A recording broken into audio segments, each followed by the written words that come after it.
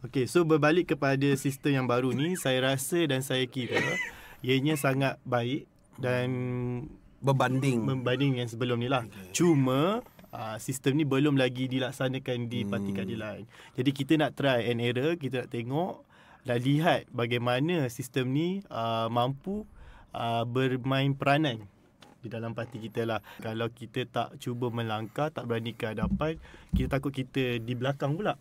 Kan? Jadi untuk sistem one man one voter ni memang agak orang kata banyak aspek lah. Daripada saya rasa ada 3 aspek lah. Yang pertama, dia adalah politik yang memandang kepada populariti, bukan kepada seseorang itu mampu dalam kepimpinan. Maksudnya kalau kau banyak keluar dekat sosial media, kau banyak keluar kenyataan dekat media, kau akan menang lah.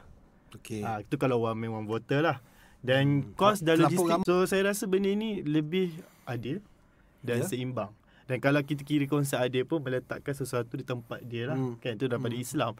Jadi kita dah menggunakan sistem tu dalam Parti Keadilan Rakyat, yang mana parti kita ni berbilang kaum dan berbilang agama. Jadi saya kira kali ini sangat bagus dan kita perlu meraihkan dan cuba.